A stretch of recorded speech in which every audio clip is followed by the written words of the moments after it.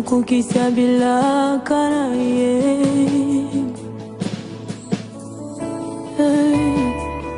nazobondelayo Yahweh ukukisabila kanaye Papa yonde yolobake bila kanayo kukukisanga nazobondelayo Hey Yahweh Papa yone yolakake Bilakala yoko kukisanga Na bondelia Yahweh Nazo bondelayo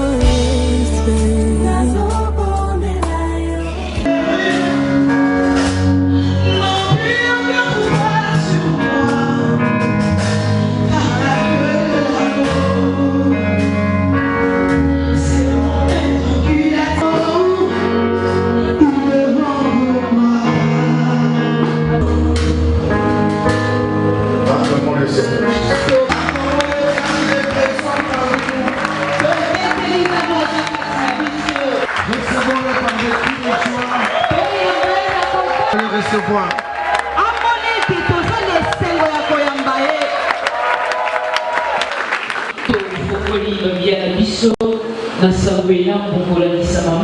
Au chapitre 11,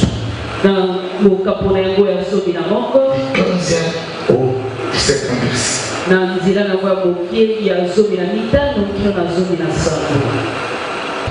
Ils arrivèrent à Jérusalem et Jésus entra dans les temples. Il s'est mis à chasser ceux qui vendaient et qui achetaient dans les temples. Il renversa les tables et les changeait. Et les sièges devinrent des pigeons. Et il ne laissait personne transporter aucun objet à travers le temple. Et il enseignait et disait, n'est-il pas écrit, ma maison sera appelée une maison de prière pour toutes les nations. Mais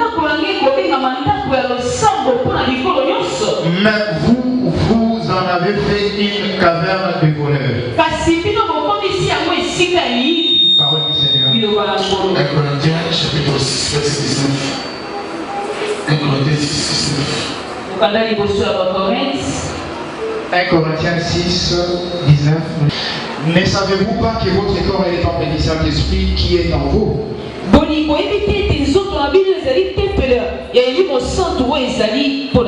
Que vous avez reçu de Dieu et que vous ne vous appartenez point à vous-même.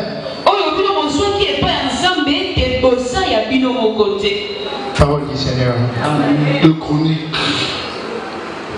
Deux Chroniques, chapitre 7, verset 11 à 16. Chapitre 11 à 16, nous lisons dans le jeudi. Lorsque Salomon eut achevé la maison de l'Éternel et la maison du roi, et qu'il lui récit dans tout ce qu'il s'était proposé de faire dans la maison de l'Éternel et dans la maison du roi,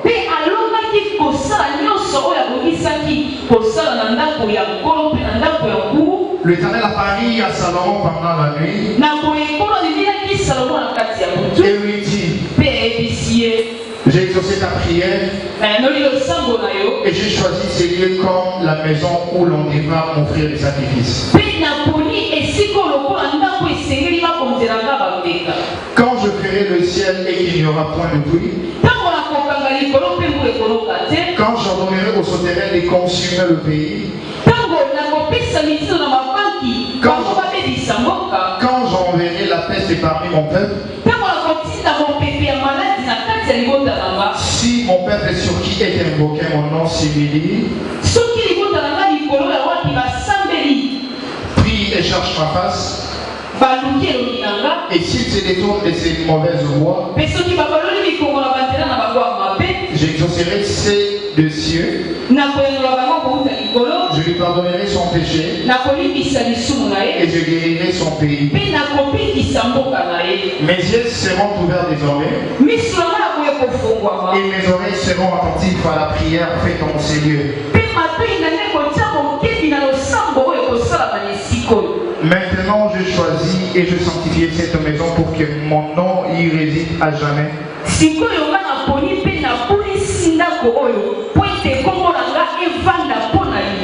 Et j'aurai toujours là mes yeux et mon cœur. Et toi, si tu marches dans verset 16,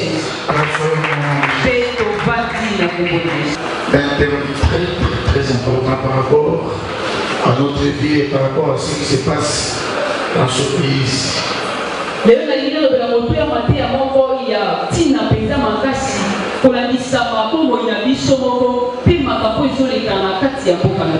On parle de vendeurs qui s'étaient introduits dans les temples et que Jésus-Christ était venu chasser. Qu'est-ce qui s'est passé? Les temples de Jérusalem étaient sectionnés en 3 parties. Il y a la première partie qu'on appelait l'entrée, qu'on appelait le parvis.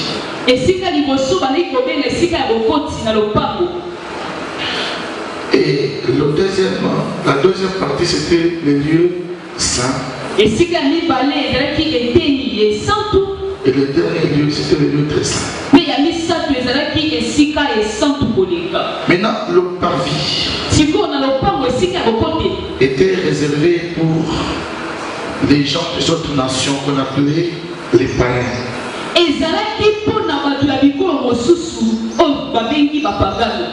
Les païens, ce n'est pas comme nous pensons aujourd'hui, celui qui ne connaît pas Jésus, non. À l'époque, les juifs appelaient païens celui qui n'était pas juif.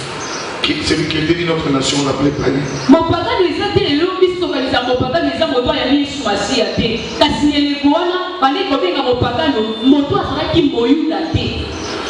Alors, le parvis servait aux païens, à tout, donc ça veut dire à tous les autres peuples de notre nation, de venir aussi voir comment Israël célébrait son Dieu et tout ça.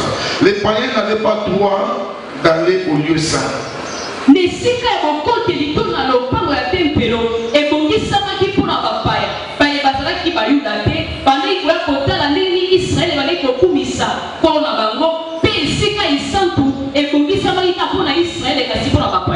Et le lieu saint, c'était le lieu où Israël avait les gens, les juifs de naissance habitaient, entraient pour pouvoir adorer le Seigneur.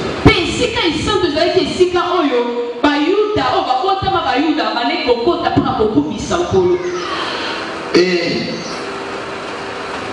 il arrivait que, comme les sacrifices des animaux se faisaient dans les temples,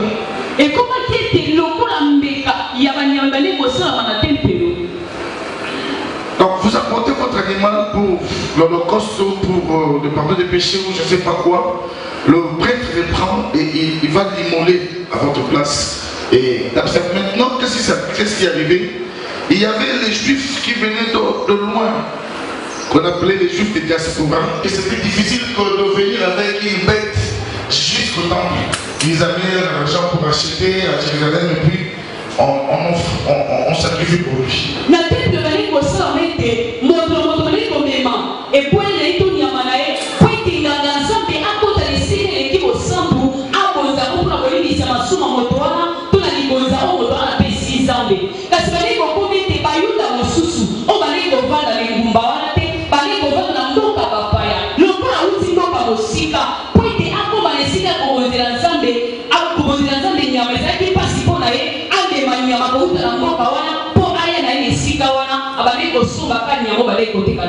Faire ce qu'on appelle l'échange d'argent. Vous venez avec votre devise d'ailleurs, vous échangez là-bas, vous prenez, vous achetez une bête ici, on amène là-bas et puis on sacrifie pour vous. Au lieu que cela soit fait dehors, mais c'est entré jusque dans les parvis, dans l'enceinte de l'église.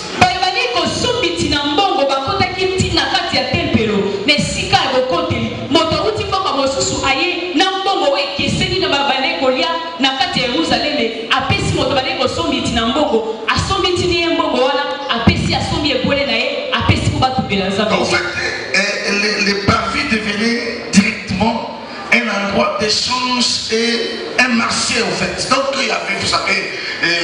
vacarme qui se fait dans le marché, des bruits, oh, tu vois, moi ça, non, je ne voulais pas celui-là. Mais pendant que c'est les temples, c'est les moments de culte, il y a d'autres choses qui vendent et tout ça.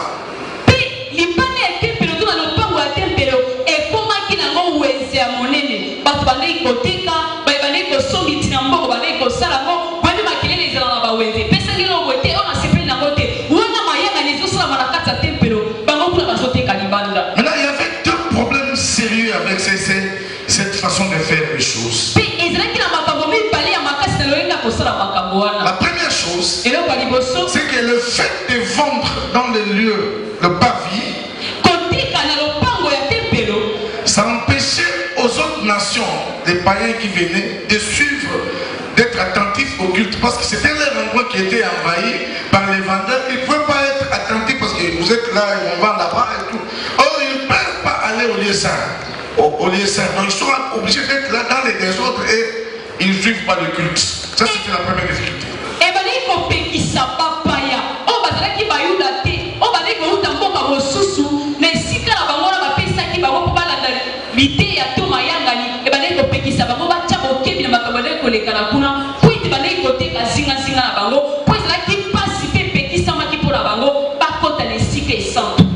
Donc, deuxième difficulté, c'est quoi? C'était la profanation totale du culte, du temple. Donc, le temple était profané, le temple c'était devenu comme n'importe où. Et le péché, vous savez que tout vendeur, souvent, les vendeurs sont exposés au péché. Pourquoi? Parce qu'ils ont tendance à modifier les prix, à changer les prix, à hausser les prix, même les changeurs de monnaie. Donc c'est un endroit où ce sont des choses qu'ils ne peuvent pas se tenir dans les cultes.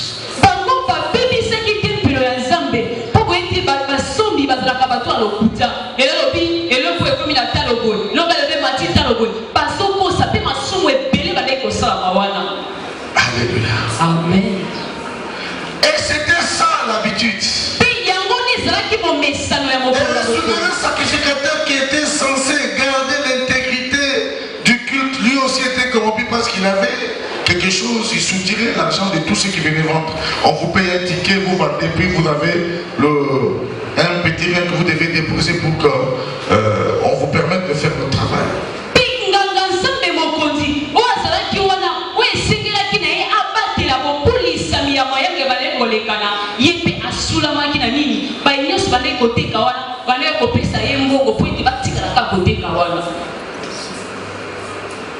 Donc il y avait une complicité entre les peuples, les vendeurs et les clergés, les hommes de Dieu qui devaient tenir, être fermes par rapport à l'avancement de l'œuvre de Dieu.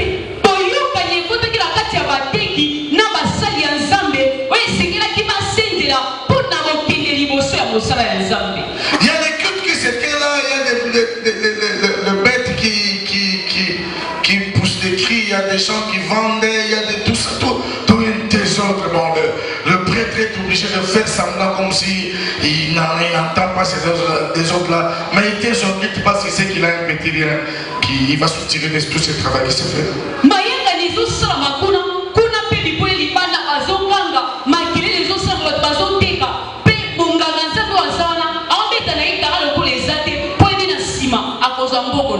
Amen.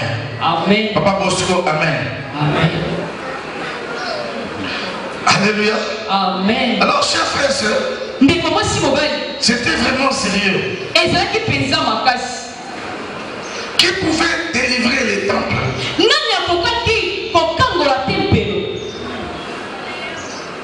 Donc, les temples avaient perdu son vrai usage. C'est pourquoi le thème d'aujourd'hui, c'est les mauvais usages du temple. Le mauvais usage du temple. Les temples avaient perdu son usage.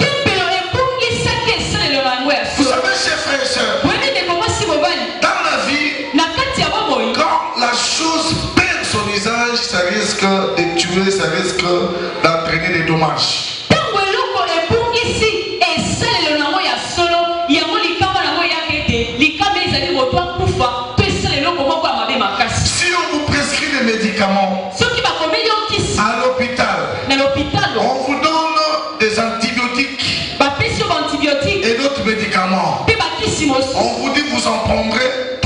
fois 2 comprimés par jour. Il Et vous, au lieu de prendre 3 fois 2 comprimés, vous prenez 3 fois 4 comprimés, vous risquez de mourir. Au lieu d'être guéri, vous mourrez.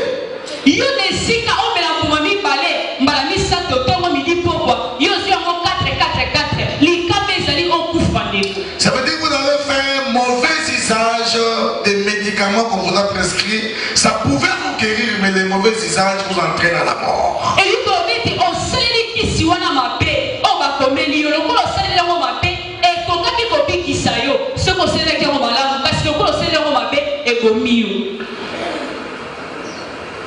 Les véhicules nous aident pour nous déplacer, pour nous aider à arriver là où nous devons arriver à temps et à l'aise.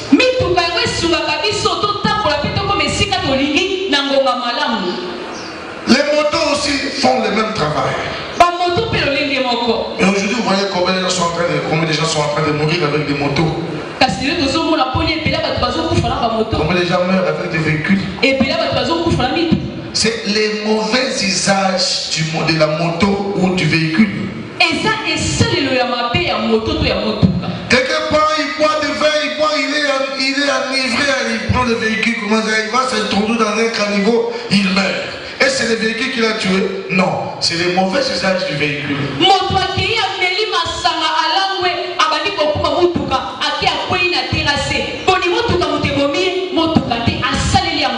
Il prend la moto sous l'ivresse, il va se cogner contre un véhicule. Mais est-ce que c'est la moto qui l'a tué? Non, c'est le mauvais usage de la moto.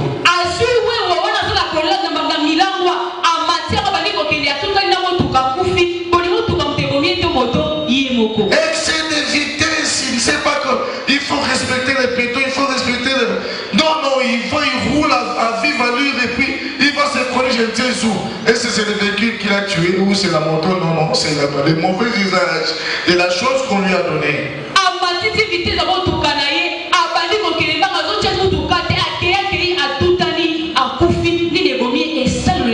Chers frères et sœurs, tout ce que Dieu nous donne, tout ce que nous avons en main, ça peut se transformer en une arme de destruction lorsque cela est mal utilisé.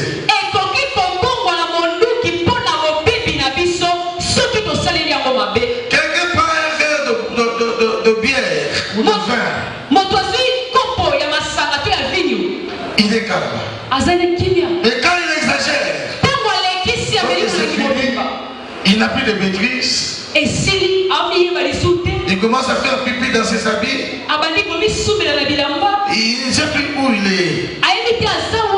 C'est comme un Yvonne qui est venu dans sa maison, il demande à sa femme, c'est toi ma femme? C'est lui, oui ma femme, c'est toi.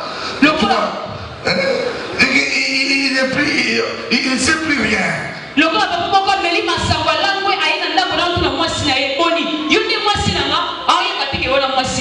Alléluia. Amen. Vous voyez? S'il avait pris un seul verre, il serait licite. Mais il a fait mauvais usage de la boisson et ça l'entraîne dans la perte de mémoire, dans la perte de sa lucidité. Il y en a qui ont enlevé leurs habits, devant les enfants sans savoir qu'ils n'étaient pas dans la chambre. Il était dans le salon, il arrive, il commence à lever, il met là-bas. L'enfant dit, papa, tu fais quoi? Il ne sait pas qu'il n'était pas dans la chambre, il est dans le salon.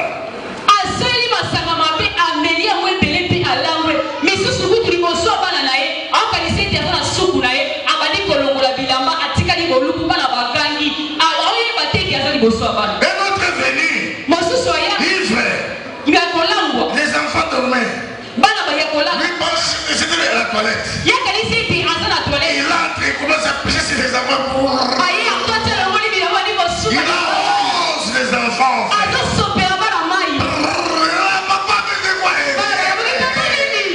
Voilà les mauvais usages de la boisson.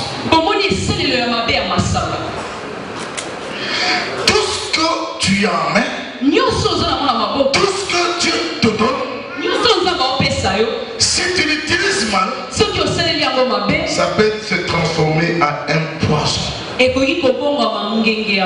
Ça peut détruire ta famille. Ça peut détruire ton corps. Et la même chose a servi d'autres pour la bénédiction. Et ici nous parlons du temple. Lorsque Salomon avait consacré le temple à l'Éternel, Dieu avait dit que mes regards seront tournés sur ce temple ici. Et mon cœur y sera.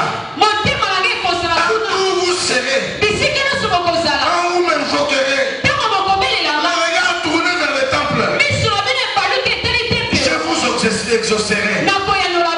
Même si on vous prend en captivité, partout vous serez là. Si vous invoquez le nom de l'Éternel, en tournant le regard vers la direction du temple, je vous exaucerai. Et les peuples venaient en grand nombre de partout pour pouvoir venir invoquer les noms, les dieux d'Israël.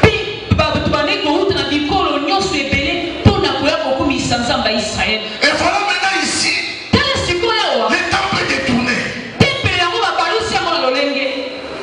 Pour des intérêts, ça n'est que mi-marché, mi-temple. Notre Dieu nous veut entier. Il ne veut pas qu'une partie soit consacrée à autre chose, une partie à lui.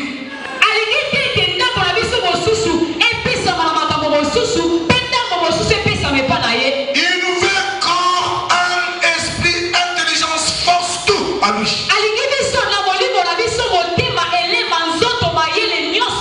Mais ici, le temple était vraiment divisé en deux.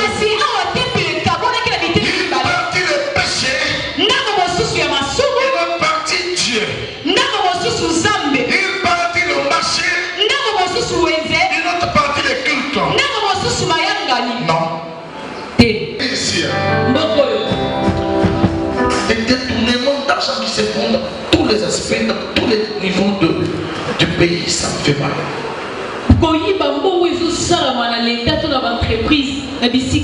Des millions d'argent. Ces gens-là vont à l'église.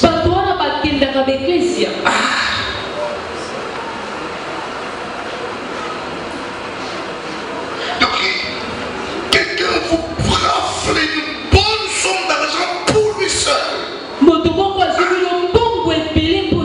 L'argent destiné pour l'avancement du pays. Et il vient à l'église, il est allé ici bénir le Seigneur.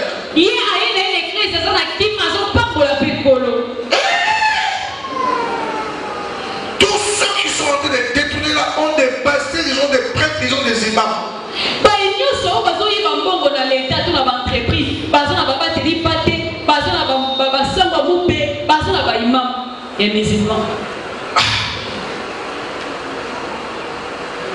Je me demande, on prêche quoi à l'église? On prêche quoi aux mosquées? On prêche quoi dans les temples? Qu'est-ce qu'on est en train de prêcher maintenant? On dit quoi? Vous qui regardez la télévision là, on vous prêche quoi dans votre église? Comment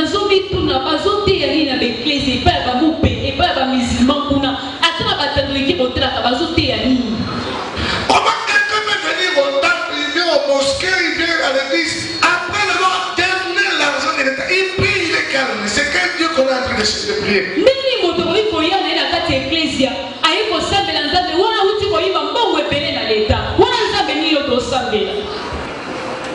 Et la Bible continue. On dit les vols. Toute forme de vol que vous connaissez. Vous volez au travail. Vous volez dans la poche de votre mari. Quand il dort là, tu fais des doigts, tu sors l'argent. Vous volez en augmentant les prix des articles que vous vendez. Vous volez en ramassant l'argent de quelqu'un, vous le voyez là, il fait tomber sur l'argent, vous prenez ça, vous dites à l'autre côté, c'est du vol.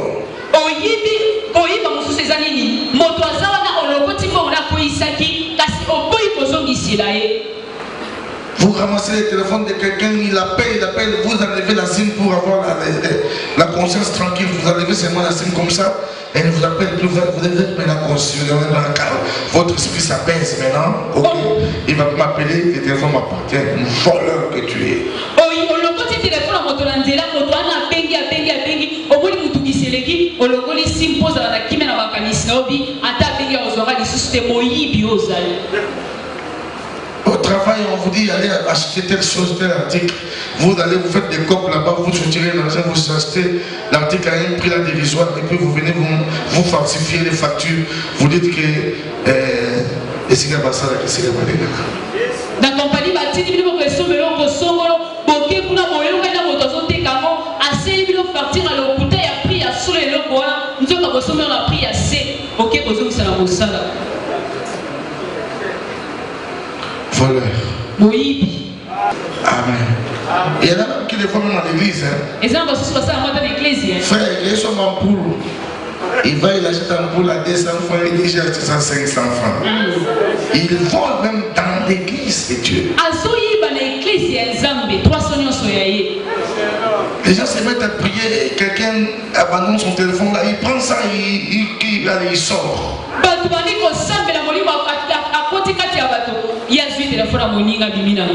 Voleur que tu es.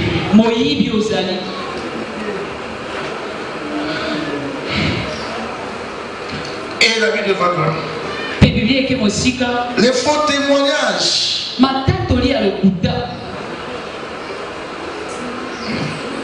Bon, ici je ne sais pas ça, on va adapter ça avec notre culture. À l'époque, quand on veut juger le frère, il est là. Il dit qui sont témoins du mal qu'il a fait. Le frère Magellan sort. Et pourtant il n'était pas, il n'a même pas vu le frère faire ça.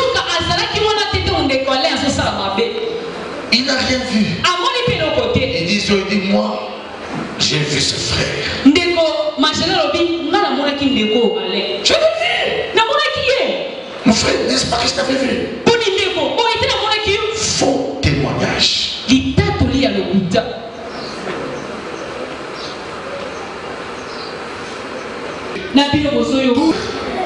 Nous nous retrouvons. C'est servi dans notre corps comme il s'est dévoué. Vous frappez ma mouille, c'est un peu de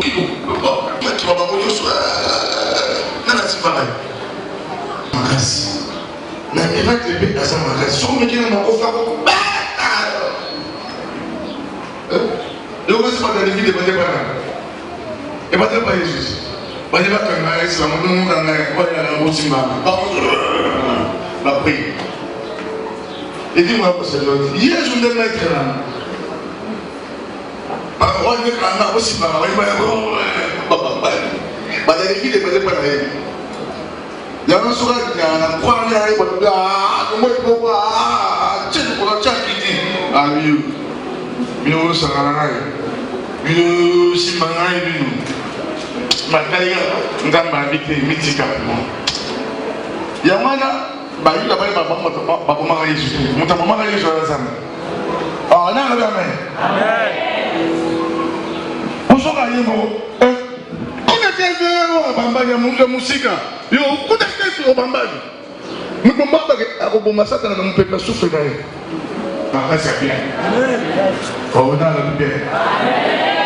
Frère, nous avons 82 dans les tendances. Bonjour.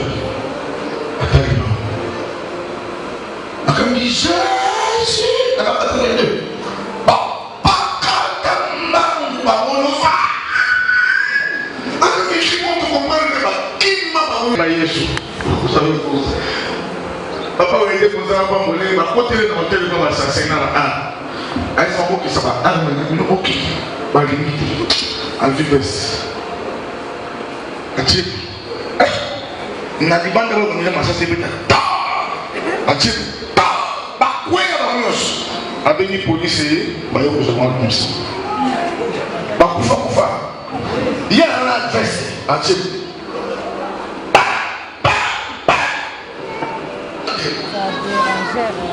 On a oublié ça, il y a un adresse.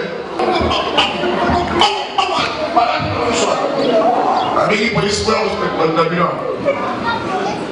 police, 5 assassins.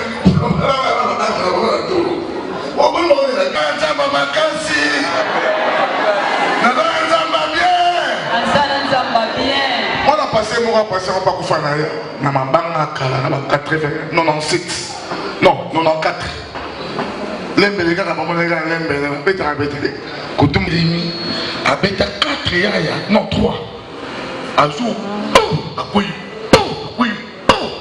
ici abi azaka lembele abeta au moins la santé c'est moi ça sport to samtu abi samtu ça footing pas ça l'entraînement. C'est toi qui as fait mon marque. Entraînement sur les entraînements.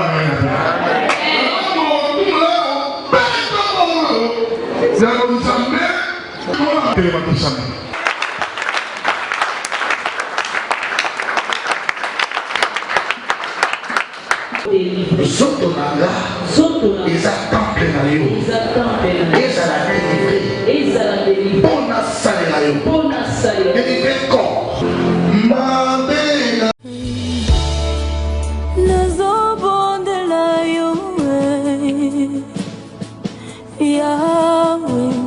Kukisa bila karaye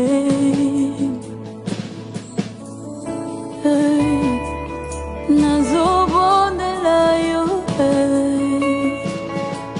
yawe ukukisa bila karaye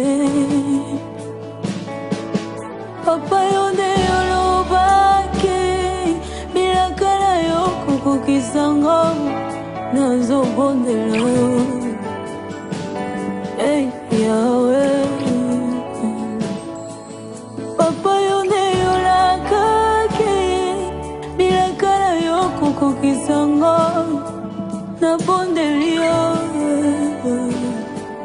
Yahweh, nazo bondelio.